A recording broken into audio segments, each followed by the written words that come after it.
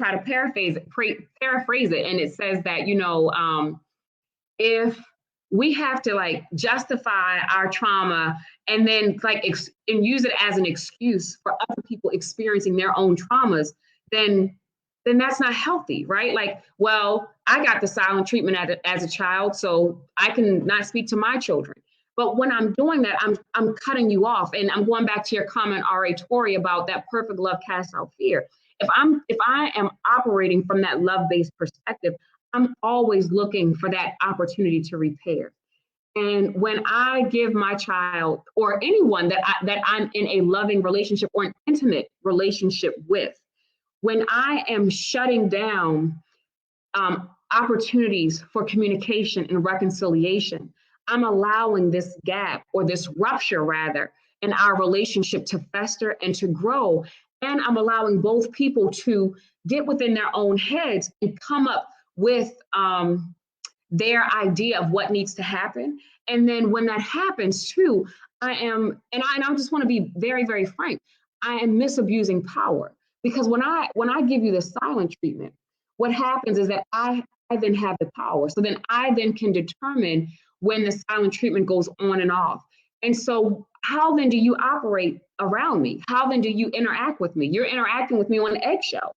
And a lot of times my behavior as the person on the receiving end is going to either escalate, right? So I'm either going to do behaviors that kind of command your attention, or as a way to protect myself, I'm going to withdraw. And so again, a lot of times, in that moment, again, I may be justified. I don't have anything to say to you. I'm never speaking to you again. I don't want to talk to you, or I'm just going to shut down.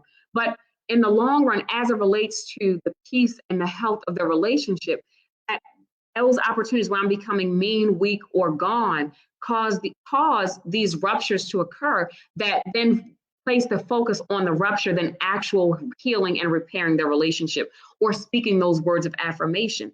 And what it doesn't teach is how a lot of times when we have ruptures, right? So when I have those trigger points, and I am a parent, and I'll be the first to say that children can be very triggering, right? So some of us do very well with babies. Others, not so much. They're triggering. Some of us very good with younger children, middle age children, adolescents. Other of us, no. And so some of the behaviors are very triggering. And so in that moment, I may feel justified. I may feel well within my means, but I'm going to pull from what I know. And Kiana, that speaks to your comment about transgenerational trauma. And I'm pulling from what I know. I'm not necessarily saying, you know what, I'm going to intentionally not speak to my child. I've never met the parent that when they were given their baby in their arms says, you know what, when they piss me off, I'm going to not talk to them for a week. And so in the book, yes, it's called It Didn't Start With You. And that's a wonderful book. I definitely recommend it. And I would just add, but it can end with us, right? So, I always preach that, because sometimes too, we can get caught up in, well, because I didn't do it, because I didn't create it, then I'm not responsible for fixing it. And my response is, yes, you are, right? You're responsible for fixing it within yourself. And that's going to get into the words that we speak for ourselves. So yes, but thank you for that. And so when we talk about understanding the rupture, or understanding how do we then come back and create, create repair, it's so important that we are being mindful of this approach. And so, because what happens is, I'll just give an example of how unintentionally things can happen. So to a parenting group, and one of the things that I've done parenting groups for 20 years, and this is my 20th year working with parents. And one of the things that I'm an advocate of is using different forms of discipline other than hitting your child, right? I'm a big advocate of using and utilizing other forms of discipline. And oftentimes parents will come to me saying that, you know what, I don't want to hit my child. I don't want to spank.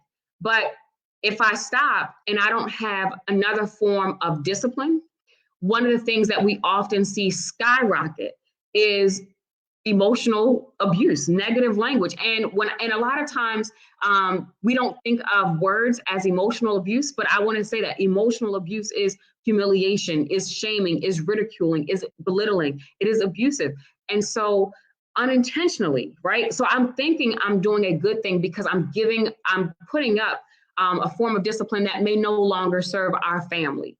And again, one of the reasons why I don't tend to try to take that from parents until we have created a toolkit, a discipline toolkit, is because if I don't have the tools, then the first thing that you do, and I can't pop your legs or pop you in the mouth or do anything or tell you go get that belt, then what is going to happen? I'm going to have an emotional explosion, a verbal explosion, where I am coming at you from all different forms, or I'm just constantly, I've heard it called parenting from the couch. I'm going to stop. And I'm yelling at the top of my lungs, y'all better get yourselves together.